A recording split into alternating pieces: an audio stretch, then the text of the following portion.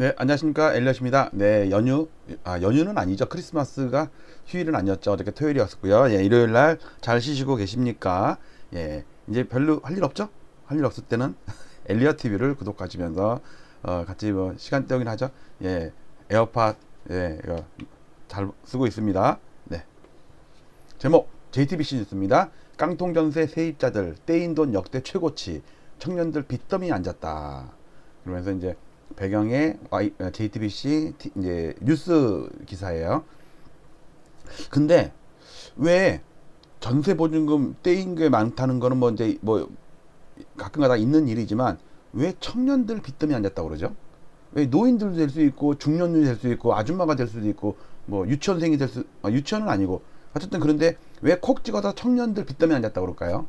네, 대부분이 사회 초년생들 청년들 그러면서 아주 큰 돈은 아니고 7천만 원, 1억 3천만 원 아파트 매매가는 뭐 10억 안팎이지만 전세 보증금이나 이런 거 월세 보증금이나 이런 거는 뭐 몇 천만 원 단위 적게는 많아야 한 많아도 1억 2천, 1억 5천 요 정도까지일 거예요. 이제 청년들 얘기는 하는 거니까 그분들이 이제 사회 경험이 없다 보니까 그 앞뒤 이런 거 잘 짜져보지 못하고 그냥 공인중개사 얘기만 믿고 그냥 들어갔다가 덜컥 몇 천만 원 날리는데 그 사회 초년생들한테는 몇 천만 원이 그걸 모으려고 그래봐요. 생활비 쓰고 남는 돈으로 모아야 되는데 예. 요 기사에 대해서 깡통 전세에 대해서 좀 말씀을 드리려고 그래요. 역전세, 깡통 전세. 자, 말씀을 드려볼게요. 짠. 네, 요 기사입니다. 요 기사 중에 금액만 볼게요. 깡통 전세 때문에 빚더미 앉았다. 전세보증금 사고 금액 작년 4,682억 원, 올해 11월까지 5,048억. 작년보다 거의 한 10%가 늘었네요. 작년보다. 근데 12월 거는 포함도 안 됐어요. 그러면 한 10몇 프로 는다는 얘기잖아요. 5천억에서 한 달에 한 500억 정도씩 늘었다는 얘기니까 그러면 올해 연말까지 따지면 5,500억 정도 된다는 얘기네요. 그러면 작년보다 1,000억 정도가 느는 거예요. 상당히 큰 금액이죠. 자, 일단 역전세, 깡통전세에 대해서 말씀을 드려볼게요. 왜 그러냐면 저희 채널이 주로 아파트 매매에 관해서 주로 관심이 있는 분들이 많지만 일단 다세대 연립주택 이런 것들이 역전세는 나다가 나중에 이제 서울 중심부로 나올 아파트 이런 거 나오다가 나중에 이제 큰 대단지 아파트 이런 데서도 역전세란이 나거든요. 깡통전세는 뭐 조금 뭐 시간이 있어야 되는 일이고, 자 그거에 대해서 제가 통계 데이터로 여러분들께 설명을 드릴게요. 몇 번 보셨던 그림일 텐데 이 자료는 1960년부터 우리나라 아파트 최초의 아파트부터 1959년 저기 종암 아파트, 종암동 있죠? 고려대 이쪽에 있는데 종암동 거기에 1호 아파트가 이제 1959년에 생겼어요. 그때 이후로 아파트 비중이 이렇게 쫙 늘어나는 게 보일 거예요. 분홍색이 0%에서 쫙 늘어나죠. 3%, 7%, 19%, 26%, 35%, 42%, 50%, 54%, 58.9%에서 이제 정체가 됐어요. 쫙 이제는 60%는 넘은 적이 없어요. 계속 58, 59에서 왔다 갔다 하고 있어요. 왜냐면 이제는 그전에는 이게 이제 그 아파트 이외의 단독 연립 그 비중이거든요. 당연히 99.9%에서 이제 계속 줄겠죠. 그래갖고 이게 역전이 된 때가 그 2000년이에요. 2000년 IMF 직후에 이때 이제 둘이 타이 그러다가 아파트가 이제 역전을 시켰겠죠. 그 다음에 단독주택은 또 이제 쭉 줄다가 이제는 거의 멈췄어요. 이렇게 이 이야기는 이제 아파트는 재건축 위주지 신규 택지가 서울 안에는 없죠. 찔끔찔끔 나올 수는 있지만 뭐 예를 들어서 개포주공 부셔갖고 더 대단지 아파트로 짓고 뭐 한 1, 20% 정도 세대수가 늘어나죠. 2, 30% 정도. 그다음에 반포주공도 부셔서 또 아파트 짓고 잠실주공도 부셔서 또 아파트 짓고 그러니까 아연 뉴타운 이런 것처럼 기존에 있는 연립 다세대 부셔갖고 짓는 경우는 아파트를 짓는 경우는 그렇게 많지가 않으니까 그리고 요즘에 단독주택 한 2개 부셔갖고 다세대 짓잖아요. 한 세대가 막 18세대, 20세대까지 늘어날 수도 있잖아요. 그러니까 서울 아파트 비중이랑 이제 그 이외에 단독 연립 다세대 비중이 이제 정체가 돼 있는 거예요. 이게 지방은 한 65%까지 늘었다고 하더라고요. 지방은 그냥 나대지가 많으니까 거기다가 아파트 지을 수가 있잖아요. 서울이랑 다르죠. 그러니까 오히려 경기도나 이쪽이 아파트 비중이 더 높아요. 그 단독이나 다세대 연립보다. 자, 이 상태에서 요 빨간 거는 빨간 거 전에 여기 막대 그래프가 보이죠. 이렇게 막대 그래프가 보이잖아요. 요런 거. 요게 월별 입주 물량이에요. 예를 들어서 앞 미래 한 2, 3년 있다 이렇게 요 막대 그래프 있죠. 요게 둔촌 주공. 요거는 뭐겠어요? 요거 헬리오랑 그다음에 그 고덕이랑 몇 개 이렇게 합쳐서, 그러니까 둔촌 주공은 혼자서 12,000세대야. 근데 이때 2019년도 이때는 고덕에도 한 2만 세대 들어왔고, 물론 이제 이게 한 달에 몰린 건 아니지만, 그래서 헬리오랑 뭐 고덕 한 세대 정도 하면은 12,000세대 될 수 있죠. 9,000 플러스 한 3,000세대. 자, 이거를 삐죽삐죽 하니까 제가 이제 또 이제 주식 분석하는 것처럼 기술적 분석으로 해서 중심화 이동 평균을 해가지고 빨간 거로 그 막대기를 가장 잘 반영할 수 있도록 제가 이동 평균을 만들었어요. 이렇게 만들어서 지금까지 역대 최대 입주 물량이 88년도 올림픽 당시 올림픽 뭐 막 할 때네, 이때 지금까지도 안 깨지는 입주 물량이 있었어요. 와, 여기는 매달 일이야. 매달 막대기가 이렇게 높아. 이때 입주한 게 올림픽 해밀리, 올림픽 선수촌, 그 다음에 저기 목동도 한 2, 3만 세대 될걸요. 왕창 87년부터 89년 그 사이에, 주로 88년 그 사이에 왕창 몰렸죠. 그래서 지금 이제 재건축을 이제 바라볼 수가 있잖아요. 한 35년 됐나요? 그쵸? 35년 정도 됐네. 그러면 재건축할 수 있잖아요.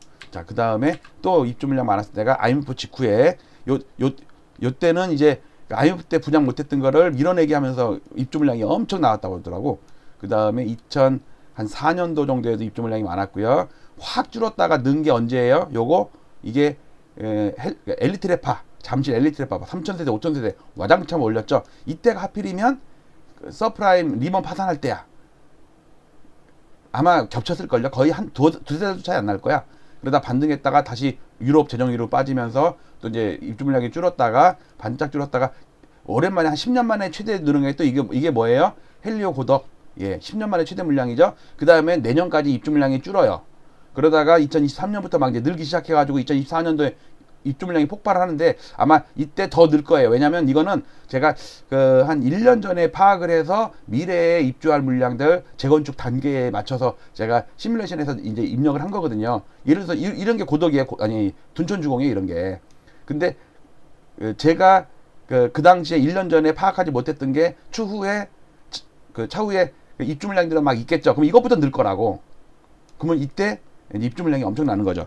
자, 일단 이 상태에서 제가 오늘은 그냥 깡통 전세랑 역전세 그걸 얘기할 거니까 오늘은 좀 데이터를, 자, 요거는 60년부터예요. 자, 85년부터 볼게요. 86년부터 볼게요. 86년부터 아까 우리나라 역대 최대 입주 물량 이때가 올림픽 해밀리 하여튼 올림픽자 붙은 아파트들 다 이때 입주했고, 그 다음에 목동 아파트가 이쪽에 왕창 입주했고, 뭐 다른 적도 좀 있겠죠. 그래서 지금까지도 깨지지 않는 역대 최대 입주 물량들이 막, 그것도 매달이야, 매달. 둔촌주공은 한 달에 12,000세대 나오고, 그 다음에 전후로 별로 없어. 그 다음에 헬리오도 왕창 입주하고, 고덕 좀 입주한 다음에 그 다음에 없어. 자, 요렇게 피크 칠 때를 잘 보시고요. 자, 우리가 오늘은 전세, 역전세와 깡통전세 얘기를 할 건데, 이걸 그래픽화로 만든 사람은 엘리엇 말고는 없는 것 같아. 제가 이거는 주식 분석하듯이 시계열 데이터를 분석한 거니까 그만큼 엘리엇은 이런 장점이 있어요. 얼굴 안 보여드리는 단점도 있지만, 왜냐면 저는 뭐랄까 좀 신비주의, 옛날에 성시경도 처음에 나올 때 신비주의였어. 떴어. 저도 신비주의 하고 뜨려고 지금. 궁금하죠? 궁금하면은 구독, 좋아요, 알람. 자, 언젠가는 노출하겠죠. 근데 지금 노출하면 스캔들 때문에 제가 아직은 그 스캔들에 대응할 여력이 없어.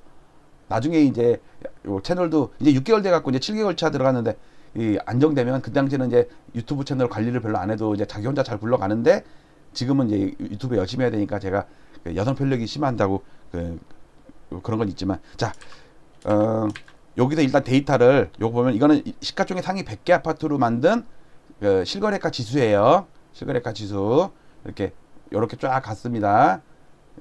CPI를 반영한 거예요. 물가지수. 그 다음에 전세지수는요, 100개 아파트의 전세들고 또 만든 거예요.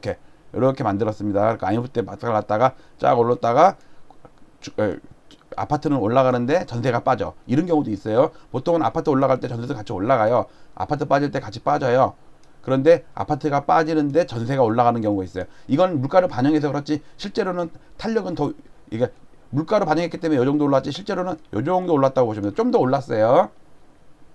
그리고 이것도 옆으로 살짝 오른 것 같지만 실제로는 더 올랐을 거예요. 왜냐면 물가를 안 반영하면 이거 물가 반영한 거예요. 자, 일단 매매가는 둘째로 두고요. 전세가라는 거는 2년 전의 가격과 지금의 가격이 중요하죠. 왜냐면 집주인이 2년마다 전세금을 돌려줘야 되느냐 연장하느냐를 따져야 되니까. 근데 만약에 세입자가 나간대. 그러면 세입금은 집주인은 그 세입자한테 돈을 받았단 말이에요. 그러면 그 집주인이 내줘야 돼. 원래는. 근데 상례로 새로 들어오는 그 세입자한테 돈을 받아서 이제 토스해주는 식이죠. 그러면 5억의 전세를 들었으면 2년 있다가 이사 간다 그러면 5억을 내줘야 되는데 내가 돈을 갖고 있지 않잖아요. 대부분 어딘가 썼다고. 그러니까 새로 들어온 사람한테 5억을 받으면 돼요. 아니면 5억 5천을 받으면 5억 내주고 5천이 또 남어. 그걸로 또 뭔가 또 투자를 하겠든지 하겠죠. 집에다가 은행에다 넣어놓는 사람은 거의 99.9% 없어요. 그러니까 사람들이 자꾸 뭐 전세를 월세 전환한다 그러는데 그 월세 전환하려면 보증금을 내줘야 될 거 아니야. 그럼 그 보증금 내줄 돈 갖고 있었나? 이게 말도 안 된다는 거예요. 100명 중에 두세 명밖에 안 돼. 월세로 전환한다고 진짜 그 현금 부자들 뭐 진짜 임대사업자 등록해가지고 막 20채 몇십 채 갖고 있는 사람들이야 이제 가능은 하지만 보통 그 집 두 채 있으면서 한 채 전세 준 사람들은요 그 돈이 집에 없어. 그러니까 역전세 난다면 이제 골치 아픈 거지. 자기가 대출 받아서 돈 내줘야 돼.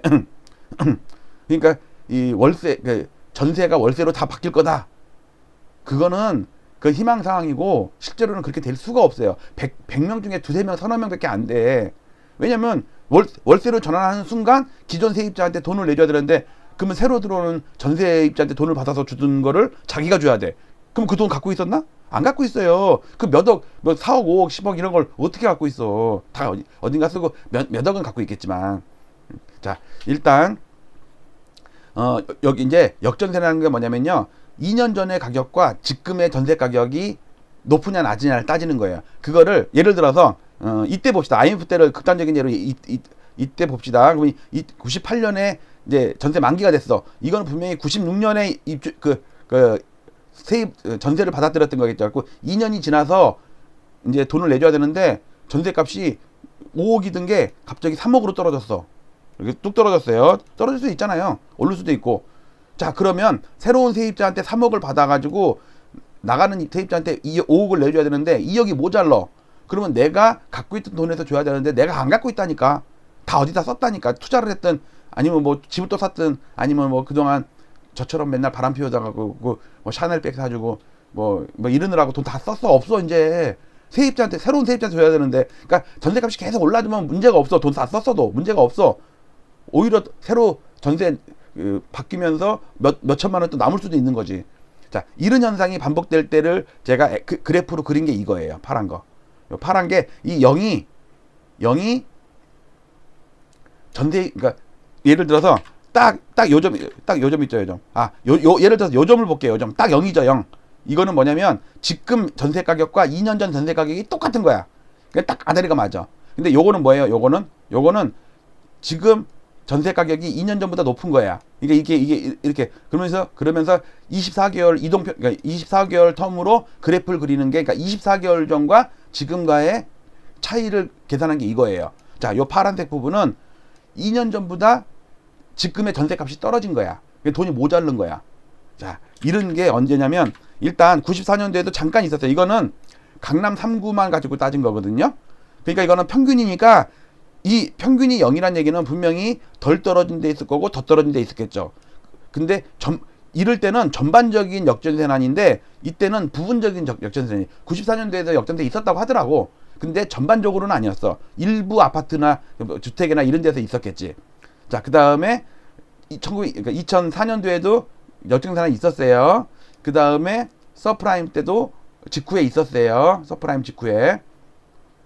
이때가 엘리트레파 입주하고 나서요. 이거 좀 이따 얘기할게요. 그 다음에 이것도 덜 떨어졌지만 분명히 한 10% 정도는 역전세난 난 데가 있을 거야. 이 정도로 떨어졌다는 얘기는 누군가는 여기고 대부분이 여기인데 그 아주 좀 약간 취약한 데는 여기까지 떨어졌다는 얘기죠. 그 다음에 2019년도에 역전세난이 왕창 났었고요. 2018년도 후반부터 이때 뭐예요? 헬리오. 이때 송파 막 역전세난 났다 보니까 우리 강동구까지 역전세난 났었어요. 왜냐면 그 송파구에 그 입주가 많으면 또 강동구에 또 저기 고덕 물량이 입주 많이 했잖아요. 그러면 그 전세값이 막 34평이 신축인데 막 5억까지 떨어졌다고.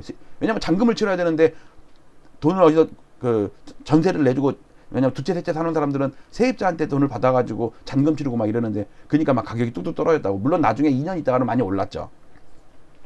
자, 이런 게 지금 계속해서 반복을 했어요. 특히 매매가가 오를 때 전세가가 빠진 경우가 이렇게 있어요. 희한하죠? 그 다음에 매매가가 빠질 때 전세가가 오른 적이 이렇게 있어요. 왜 그러냐면 예를 들어서 서프라임 이후에 뭐 일본식 장기 불황 간다고 그래가지고 아파트가 3년 동안 빠졌단 말이에요. 이게 2년 빠지고 한 달 반, 아니 그러니까 1년 반등했다가 3년 빠졌어요. 총 6년을 빠졌는데 이때 어떤 현상이 있었냐면, 이때는 미국발 서프라임 사태였고 이때는 유럽 재정위기였죠. 전 세계가 막 망할 것처럼 했다고. 막 기억나요? 뭐 피그스 해가지고 스페인 뭐 포르투갈 해가지고 그리스 해가지고 막 거리에서 막 폭탄 터뜨리고, 막 폭탄은 아니고 막 폭죽 터뜨리면서 데모하고 막 이랬던 거. 이때 어떤 기분이었냐면요, 아파트 사면 떨어져. 진짜 2년 전에 산 사람 떨어졌고 1년 전에 산 사람 떨어졌고 한 달 전에 산 사람 떨어지고 매일 볼 때마다 떨어져. 그러면 아파트를 사고 싶겠어요? 그냥 한 1년 있다가 한 2년 더 있다가 사지 뭐. 그러면서 전세 눌러 앉아. 그러니까 전세 수요가 늘어나. 그러니까 전세가 올라가요. 이때가 이런 현상이었어요. 그 다음에 이때도 잠깐 역전세가 났었어요. 전세가가 안 올라갔고 오히려 헬리오 입주할 때는 전세가가 역전세가 났었어요. 자, 이거는 강남 3구만 갖고 한 거예요. 자, 그러면 이 주기가 희한한 건 주기가 있어요. 보세요. 이거 역전세, 이것도 역전세 칠게요. 약하게라도 있으면 역전세 칠게요. 자, 역전세 있었나요? 자, 역전세 있죠? 역전세 있죠? 이것도 약하게 나면 역전세 있었다고 칠게요. 그 다음에 역전세 있죠? 그 다음에 역전세 나오지 않겠어요? 2023년도에? 이 정도에? 여기에? 근데 역전세가 왜 났나 보면요, 물량이죠. 물량 폭탄. 보세요. 92년도, 93년도에 일기 신도시가 입주했죠. 근데 일기 신도뿐만이 아니라 서울에도 입주가 많았어요. 이렇게 입주가 폭발했다고. 없다가 생겼어. 그러면은 전세값이 뚜두둑 이렇게 오르던 게 덜 오르거나 역전세난 근처까지 가겠죠. 자, 근데 시차가 있어요. 시차가 입주하고 나서 한 1년 정도에 6개월에서 1년 정도 이렇게. 자, 그 다음에 IMF 때도 입주 물량이 폭발하고 있었죠. 그러니까 역전세가 났죠. 그 다음에 이때 2003년도부터 입주 물량이 막 늘어나죠. 그러니까 시차를 두고 역전세가 나죠. 그 다음에 엘리트레파 입주할 때 피크 칠 때 조금 있다가 역전세가 나죠. 그렇잖아요. 이때는 뭐 특별하게는 없었는데 역전세난까지는 안 났어요. 그 다음에 이때 헬리오 고덕 입주 막 폭발하죠. 그러니까 역전세난 나죠.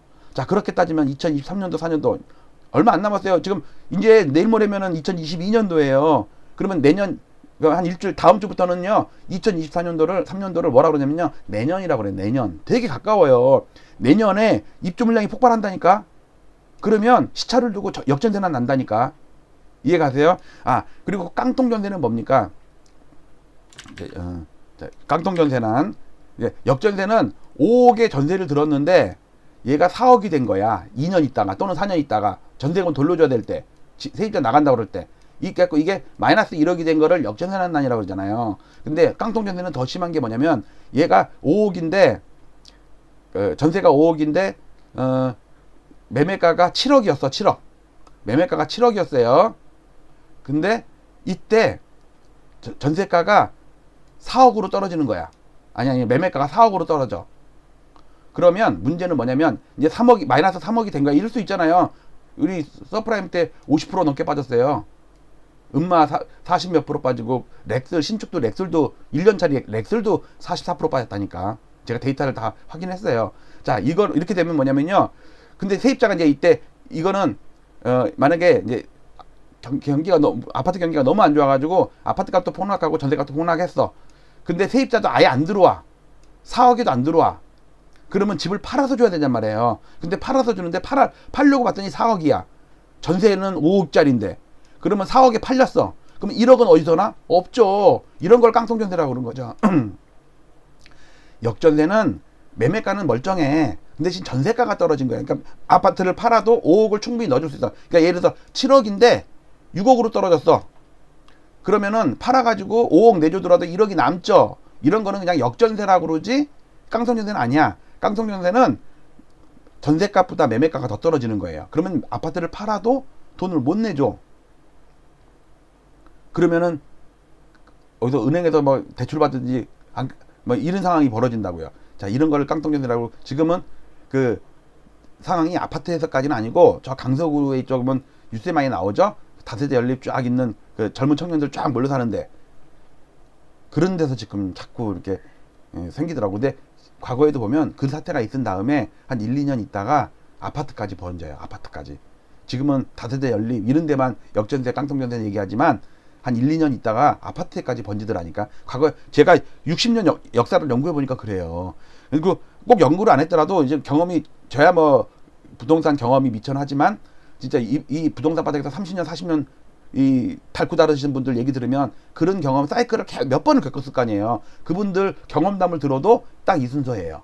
자, 그다음 오늘 역전세난이 그 문제였고 보너스로 제가 미분양 지금 이제 보너스로 이제 역전세난한테 봤으니까 이제 이거는 이제 그만할게요.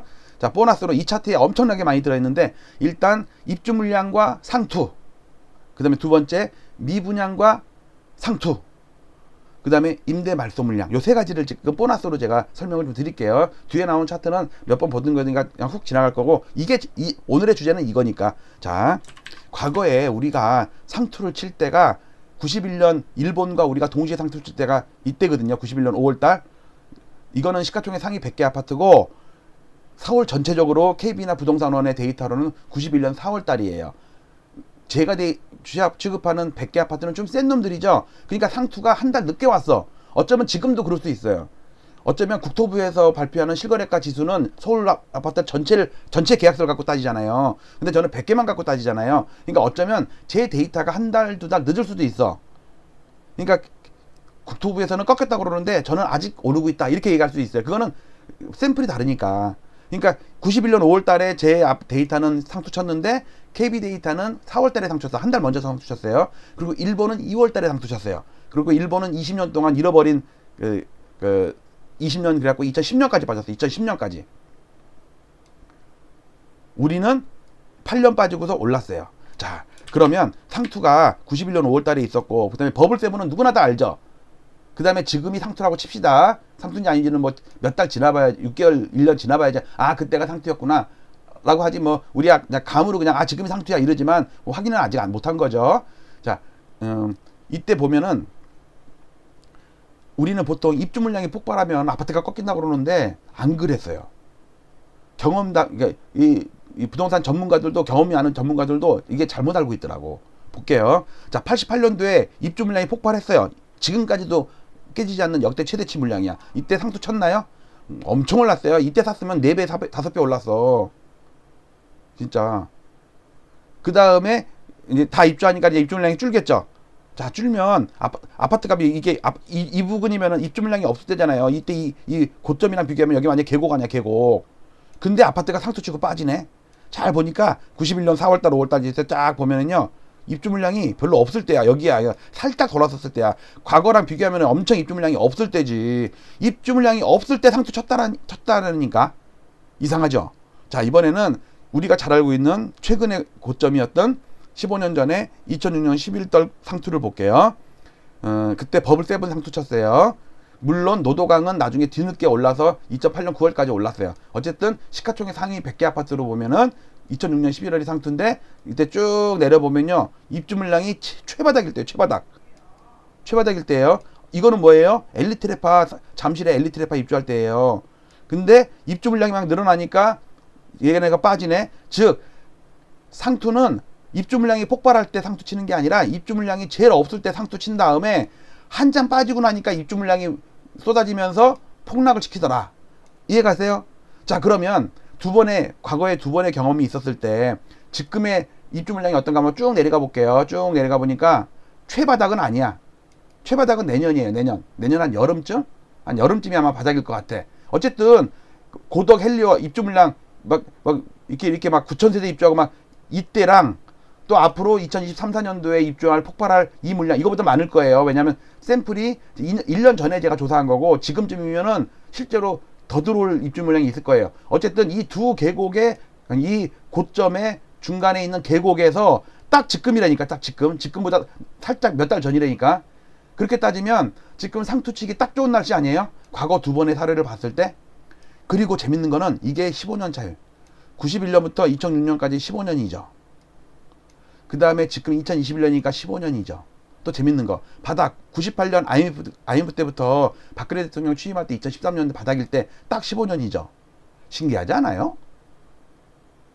선생님 신기하지 않아요? 우리 큰 놈. 난 지금도 그 생각하면 눈물이 찔끔찔끔 난다니까. 제가 아주 젊었을 때 이제 우리 큰애를 낳았단 말이에요. 근데 이제 유치원 한다고 5살인데 뭐 부모 참여 있잖아요. 그게 유치원이 저 길동에 있는 그 되게 큰 유치원이에요. 강동구에서 제일 큰 유치원이었어. 그때 거기까지 맨날 데려다 주고 그랬는데 딱 봤는데 이제 질문 있는 어린이 딱 그러니까 우리 큰 놈이 딱 손을 딱 들더니 뭐 하더니 마지막에 이상하지 않아요? 나 그때 눈물 찔끔 났어요. 진짜 애기짓 하더니 5살짜리가 질문하고 제가 만 31살인데 그 우리 큰 놈이 이거 나이가 밝혀지면 안 되겠다. 5살, 어떤 그랬어요. 자, 첫 번째 거 했습니다. 미분양과 상투. 자, 이번에는 아니 입주 물량과 상투. 이번에는 미분양과 상투 할게요. 사람들은 미분양이 없기 때문에 빠질 일이 없대요. 그러면 상투는 언제 칠까요? 미분양이 폭발할 때 상투 칠까요? 미분양이 없을 때 상투 칠까요? 대부분이 전문가들도 미분양이 막 쌓이면 상투 치고 빠진대요. 전혀 아니에요. 전혀. 자, 볼게요. 자, 2006년 11월에 상투 칠 때를 볼게요. 쭉 내려가면요. 이 파란 게 미분양이에요. 이렇게 IMF 때는 이렇게 늘었다가 줄었어요. 그리고 이 당시에는 입주 물량이 엄청나게 많았기 때문에 기본적으로 미분양은 깔리고 가요. 깔리고. 그러니까 이거는 제로야, 제로. 그러니까 미분양의 증감률이 없을 때예요. 오히려 미분양이 줄고 있네. 줄고 있는데 상투를 쳤다니까. 그 다음에 빠지고 엘리트레파 입주하니까 그때 미분양이 쌓이는 거예요. 이해 가시죠? 자, 그럼 우리가 한번 논리적으로 한번 따져봅시다. 자, 내가 다주택 투기꾼들이에요. 자, 입주 물량이 폭발할 때 내 거 팔기 쉬워요? 어려워요. 왜? 내 거 말고도 더 좋은 게 더 많어. 살 게 많어. 근데 입주 물량이 없을 때는 내 거 팔기 쉬워요? 팔기 쉬워요. 왜? 희소성. 아니, 아파트를 찾는데 아파트 입주 물량도 없고 막 그래. 근데 내 거 10개 중에 3개 팔기 쉽겠죠. 그래서 상투는 미분양이 거의 바닥일 때 상투를 치는 거라니까. 그 다음에 입주 물량이 폭발할 때는 이미 아파트가 하락하고 있을 때야. 그러니까 사람들이 아파트가 앞으로 하락할 것 같고 3년 후, 2년 후, 3년 후에 내가 몇 억 벌 것 같은 기분이 안 들어. 그러면 주저하겠죠. 안 사겠죠. 청약 안 하겠죠. 그러니까 미분양이 증가한다니까. 자, 근데 지금도 봅시다. 지금 입주 물량이 폭발합니까? 아니죠. 그러면 지금 다주택 임대사업자 뭐 투기 세력들 건설사들 내게도 희소성이 있죠. 샘핑이야. 내게 샘핑인데 당분간 샘핑이 입주하는 게 없어. 신축이 없어. 그러면 내 샘핑 1년차, 2년차, 3년차, 5년차 이런 거 팔아먹기 쉽겠죠. 건설사도 그렇고 준신축도 팔아먹기 쉽겠죠. 그러니까 입주 물량이 없을 때 상투 치다니까. 미분양이 없을 때 상투 치다니까. 지금도 제로예요. 이거는 미분양은 언제 늘어나냐면 한 1년 정도 있어야지 늘어나요. 근데 벌써 인천에서는 벌써 뭐 35%가 청약 포기하고 막 그랬잖아요. 그게 이제 지방, 수도권, 서울로 이제 전용 효과가 되는데 그러려면 한 1, 2년 있어야 돼. 그러니까 당분간은 미분양이 없다니까, 서울에는. 근데 상투 치기 좋다니까. 왜? 과거 사례가 그랬다니까, 사례가. 그러면 과거 상투 칠 때 미분양이 폭발해갖고 상투 쳤다는 데이터 한번 갖고 와봐. 전혀 없어요, 전혀. 저도 한 91년도도 좀 조사하고 싶은데 그때는 데이터를 아무리 구하려도 지금 제가 94년도까지는 구했거든요. 이것만 해도 대단한 거예요. 이 미분양 시계열 데이터 구하는 거. 이거는 88년도, 90년도 이거를 데이터 구하려면 신문을 뒤지는 수밖에 없는데 제가 지금 바람 피느라고 이럴 시간은 없어요. 자, 세 번째, 보너스 세 번째, 임대 말소 물량. 자, 지금 임대 말소, 자동 말소되는 게 계속 쌓이고 있죠. 근데 그게 투매로 나오지는 않죠. 왜? 아파트 값이 상승하거나 빠지지 않으면 안 나와요. 그리고 이미 세입자도 들어있어. 그렇지만 임대 말소 물량은 계속 세금 부담이 이제 점점 커지죠. 세금 혜택 못 받아. 이제는 임대가 그 사업자가 말소가 됐기 때문에 그 주택에 대해서 그 주택이 아니라 그 사람의 임대 사업자 등록이 이제 말소가 되고 자동으로 이제 끝난 거지. 그러면 이제 그 사람은 언제든지 팔 수 있어. 그전에는 8년 동안 못 팔았어. 그러면 이 사람이 8년 동안 못 팔았다는 얘기는 8년 전에 산 거겠죠. 10년 전에 샀거나. 그러면 예를 들어서 노도강에 1억 5천에 샀겠죠. 2012년 13년도에. 지금 그게 7억 8억이 돼 있죠. 그럼 그 사람은 5천만 원 1억을 싸게 던져도 6억 3억을 5억 6억을 먹는 거죠. 그 물량이 나중에 뭐랄까 블랙스완처럼 갑자기 튀어나온다니까. 제 예상은 그거예요. 아파트가 뭐로 무너질까 보면은요, 저는 임대 말소 물량 때문에 무너진다고 봐요. 이 물량 지금 쌓이는 게 몰라, 지금 한 개 두 개 팔릴 수도 있겠지. 근데 지금 전반적으로 팔리는 모양은 안 보여요. 그렇지만 계속 쌓이고 있어. 매년 쌓여요. 매달 쌓여요. 지금 2023년까지 안 팔고 쌓인다면 이렇게 늘어난다고. 여러분들 헬리오 입주할 때 역전세난 났죠. 그 다음에 엘리트레파 입주할 때 역전세난 났죠. 근데 이것보다 몇 배는 더, 한 두세 배 더 많은 물량이 지금 쌓이고 있다니까. 거의 몇만 세대가 쌓이고 있어요 지금. 근데 문제는 아파트 값이 하락하는 게 보이잖아요. 그러면 이 사람들은 이 바닥에 닳고 다른 사람들이야. 선수들. 이 사람들은 아니다 싶으면 그냥 1억 낮춰서 던져버린다니까. 왜 그러냐면 과거에도 보니까 그 1억 떨어져서 팔기 아까워갖고 놔뒀다가 5억 10억이 손해봤거든. 그러니까 지금 1억 싸게 던지는 게 3년 후 5년 후 봤을 때 잘 판 거가 될 수 있다는 경험이 있기 때문에 이 사람들 던져요. 이게 무서운 물량이야 지금. 이거 지금 아직 이슈화가 안 되고 있어요. 왜냐면 아파트 지금 본격적으로 하락하거나 그런 게 아니잖아요. 띄엄띄엄 금매물 몇 개씩 거래되는 것 뿐이잖아요. 근데 아파트가 본격적으로 전반적으로 하락하잖아요. 그러면 이 물량 튀어나온다니까. 조심하세요. 자, 오늘 여기까지 주제였고, 이것까지 주제네. 방금 뉴스에서 청년들 빚더미에 앉았다 그러잖아요. 그러면 왜 노년층도 아니고 장년층도 아니고 왜 청년층이 빚더미에 앉았대? 왜? 이 수요가 대부분 빚을 낸 사람들이 대부분 빚을 제일 많이 냈는데 노년층이 빚을 안 냈다고. 2030이 빚을 냈잖아요. 그 사람들이 아파트 산 사람도 있겠지만 강서구에 다세대 연립이나 이런데 그 전세 대출을 받아갖고 들어간 게 있을 거 아니에요. 자, 근데 이제 봅시다. 요 파란 막대기는 법인이 개인한테 판 거고, 빨간 거는 법인이 개인한테 산 거예요. 원래 누적적으로 계속 팔게 돼 있어요. 만들어서 파니까. 그러다가 2016년부터 아파트가 본격적으로 상승을 하니까 팔지도 않고 사지도 않고, 그러니까 파는 것과 사는 게 비슷해. 결국은 누적적으로 샀다는 얘기나 똑같은 거예요. 그동안은 계속 누적적으로 팔았는데, 그러다가 2019년부터 갑자기 폭발적으로 샀어요. 왜? 여기서부터 임대사업자 등록을 했거든. 그리고 금리가 2019년 7월인가 갑자기 초저금리로 떨어지기 시작했죠. 그러니까는 금리는 계속 떨어져. 그러니까 이자 부담이 전혀 없어. 그러니까 기존에 1억 대출 받은 사람들이 3억, 4억, 5억을 막 대출 받아갖고 막 아파트도 사고 막 그런 거예요. 그 다음에 큰 전세도 들어가고, 강서구에 10몇 평 살다가 막 30평으로 이사 가고, 왜 그랬을 거라고. 2030도 원래는 2030이 30평대 전세 살 감은 아니에요. 왜냐면 월급이 뻔한데 30대면은 30대면 첫 월급 뭐 1년차 2년차 얼마나 받겠어요. 그런데 대출이 되니까 그거를 레버리지를 해가지고 큰 데로 자기의 한계를 넘어서 전세를 비싸게 들어간 거지. 그러다가 2020년 작년 7월 이후로 710 대책 이후로 법인들의 투기 이런 게 이제 불가능해졌기 때문에 계속 팔아요. 지금도 아마 팔고 있을 거예요. 자, 이때 보시면 아까 봤죠? 여기서 이 2019년 7월이에요. 7월이니까 약간 이 정도 되네요. 여름 지나서니까, 여름 한복판이니까. 이때 법인들이 폭발적으로 샀죠. 왜? 법인들은 80%까지 대출해줬단 말이에요. 근데 여기서 보세요. 2030이 론 투 인컴, LTI, 론 투 인컴, 소득 대비 부채 비율이 엄청나게 늘어나요. 소득이 늘어나서 대출이 늘어나는 건 이해가 가. 소득은 늘어봤자 1년에 5%, 3%, 7% 아니에요. 근데 갑자기 30%, 50%가 늘었어. 50%가 43%, 20대는 43%, 주포인 30대는 53% 이렇게 늘었단 말이에요. 그러니까 어떻게 돼요?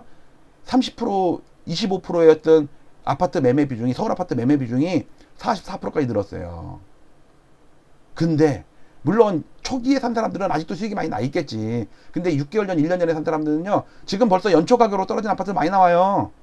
금매 나온 것들은. 왜냐면 하락장으로 돌아서면요, 계단으로 5천만 원, 1억씩 떨어져서 막 실거래가 돼요. 그러면 나는 안 팔았는데 내 아파트 가격이 그만큼 시세가 떨어지는 거야. 나 잘못이 없어. 옆집이 1억을 싸게 파는 바람에 내 아파트가 1억이 떨어졌다니까. 나는 팔고 싶은 생각도 없는데.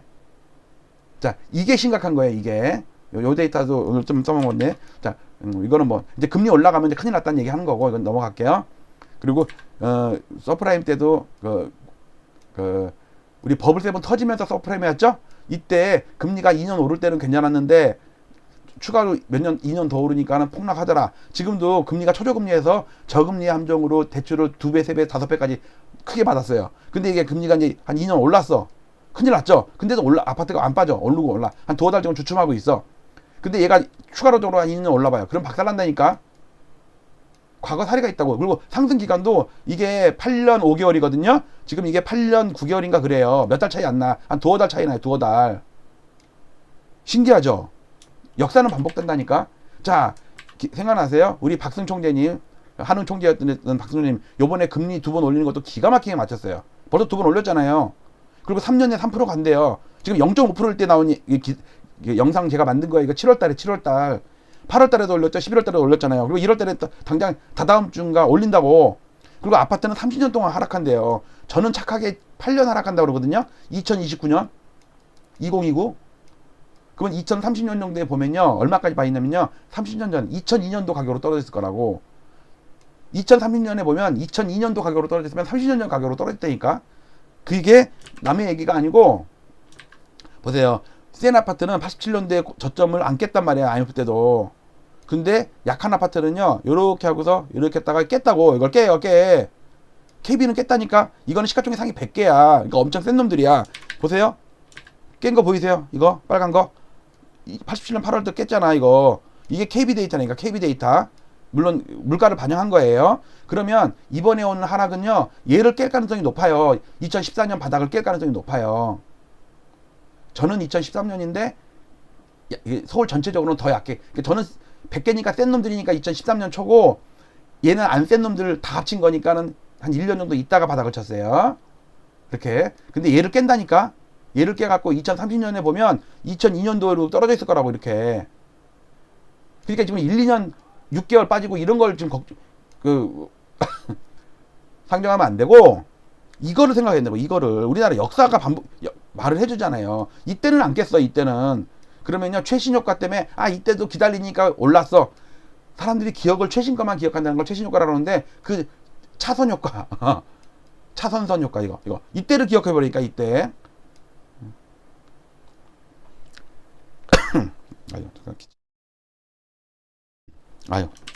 김이 나오니까 맞춰야겠네요.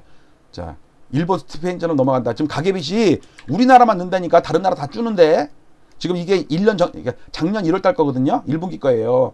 97.9야. 근데 1년 반이 지난 지금 보니까 104로 늘어서 104. 독사야, 독사, 104.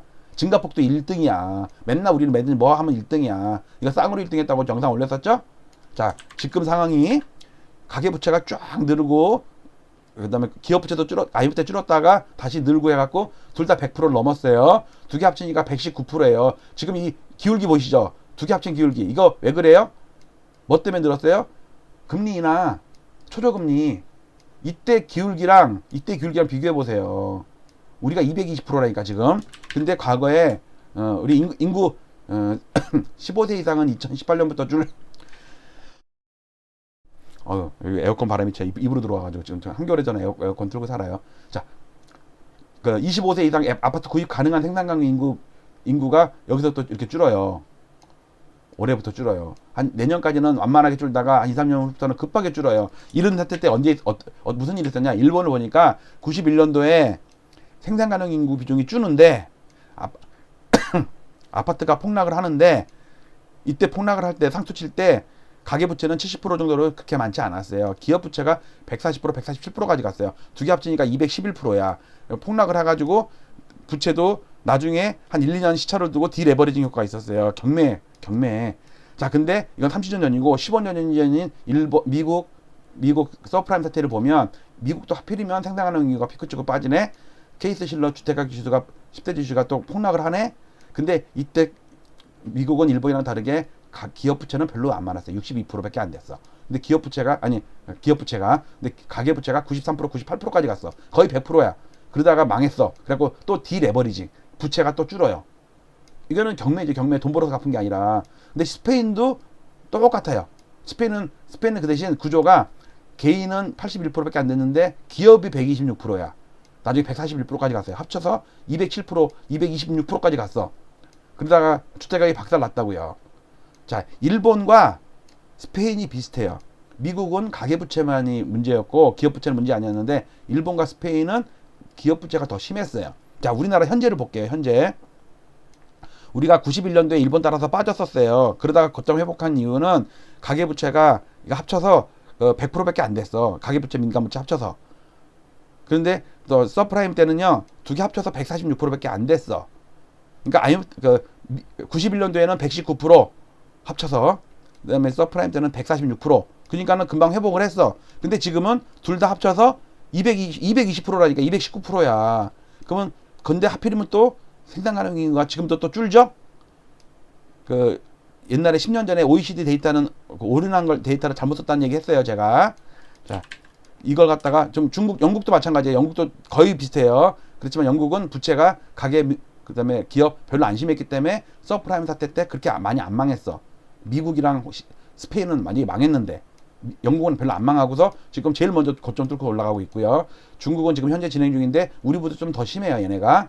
자, 아까 봤던 거 91년도에 보면 일본의 부채가 한 1, 2년 있다가 줄죠.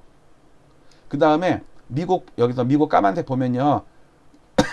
2006년도 7년도 서프라임 사태 나고서 좀 있다가 더 오른 다음에 꺾이죠. 스페인도 오히려 더 많이 오른 다음에 꺾이죠. 그쵸? 근데 우리나라는 이때 별로 안 꺾이고 살짝 했다가 지금 급하게 늘잖아요. 자, 이게 1, 2년 시차를 둔 거는 GDP 대비 민간 신용이 상투치고서 한 5%, 3%, 10% 빠졌다고 그래서 대출금 회수를 안 한다고요. 나중에 10%, 20% 빠지면 그때서야 은행들이 대출 중단하고 만기되는 거 회수하고 연장 안 하고 이렇게 된다고. 그러니까 한 1, 2년의 텀이 있는 거예요. 그런데 이거는 GDP 대비예요. 나중에 알고 본 게 참 저도 놀란 게 이건 최근에 알아낸 건데 디스포저블 인컴이 뭐예요? 저기 처분 가능 소득이잖아요. 가처분 소득. 디스포저가 이렇게 밖으로 내놓는다시니까 밖으로 내놓을 수 있는 소득이 대비 하우스홀드 데트. 이 가계부채가 딱 들어봤는데니까 2007년도 말을 보면요. 보세요. 이거 영국이 고동색 영국이 상수치고 딱 빠져요. 까만색 미국도 상수치고 빠져요. 그다음에 초록색 스페인도 상수치고 딱 빠져요. 기가 막히게 들어맞죠. 이때는 안 맞았어. 이때는 한 1, 2년 이상 약간 텀을 줬어요. 왜? GDP 대비니까. 근데 가처분 소득 대비 가계부채가는 정확히 아파트 값이랑 정확히 일치한다. 아파트 값이 폭락하면 이자 내고 뭐 그런 것 때문에 내가 쓸 수 있는 돈이 그만큼 줄어들어. 분명히 그때 금리도 올랐을 거라고. 아파트값 하락할 때는요 항상 금리가 올랐어요. 그러니까는 이자 내느라고 돈도 못 써. 아파트값 하락하니까 불안해서 또 놀러 가지도 못하고 맛있는 것도 못 사 먹어. 그러니까 가처분 소득이 자꾸 준다니까. 근데 우리가 지금 다른 나라는 제일 많은 나라가 한 165%? 영국? 그 다음에 미국 140%? 150%? 이런데 우리는 200%야 200% 지금. 지금 GDP 대비는 220%고 가처분 소득 대비는 200%인데 이게 2020년 기준이거든요. 그러니까 지금쯤이면은 더 올랐을 거야. 근데 큰일이에요. 그래서 자, 여기까지 정리해서 오늘 좀 시간이 많이 걸렸네요. 휴일이고 또 크리스마스도 지나고 그랬으니까는 여러분들 할 일 없잖아요. 바람 필 수도 없죠. 바람 피자고 그러니까 나오지도 않는데 그렇고 저도 그냥 바람 안 폈어요. 어제는 그냥 엑셀만 작업하고 그래프 만들고 영상 찍고. 자, 오늘 제목 JTBC 뉴스인데 깡통전세 세입자들 떼인 돈 역대 최고치 수치 봤죠? 아까 작년에 4,500억인데 올해는 5,500억 될 것 같아요. 1,000억이 늘었어요. 근데 왜냐면 왜 제목에 청년들 빚더미 앉았다. 왜 청년이라고 그랬을까? 그게 부채 비율이 최근에 확 는 게 한 2년 동안 는 게 전부 2030이란 말이에요. 아파트 매입하려고도 한 사람도 있을 거고 주식하려고 한 사람도 있을 거고 코인 한 사람도 있겠지만 그중에 상당 부분이 전세자금 대출도 많았단 말이에요. 그래서 역전세난 오늘 제일 중요한 그래프가 이거죠. 복귀할 때 이거 네이버 카페에다 그대로 오늘 방송한 걸 항상 그대로 올리거든요. 항상 요렇게 올려요. 요렇게. 아, 그리고 저기 한 분이 질문을 하셨는데 네이버 카페에 가입을 했는데 왜 등록을 안, 그러니까 뭐냐, 업그레이드를 안 해주냐고 그러시더라고요. 자, 잠깐 설명을 드릴게요. 네이버 카페에 가면은 올린 것 항상 이렇게 여기 보시면은 예를 들어서 이걸 눌러볼게요. 그러면 여기 유튜브 영상이 나오고요. 여기에 이제 오늘 올린 데이터가 쫙 나와요. 그리고 여기 보시면 여기 이걸 누르면 여기 찝 파일 있죠? 이거를 다운 받으면은 압축 풀면은 요게 그대로 다 4K 4000픽셀로 나와요. 근데 이제 문제는 등업 게시판에다가 네이버 아이디랑 그 유튜브 아이디랑은 다를 거 아니에요. 그럼 제가 알 수가 없잖아요, 그거를. 그러니까 저 유튜브는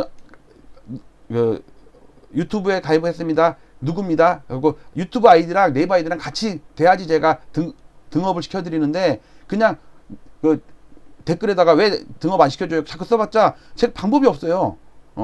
그 참고로 설명을 드렸습니다. 자, 마치도록 하겠습니다. 오늘도 유용한 차트 많았죠.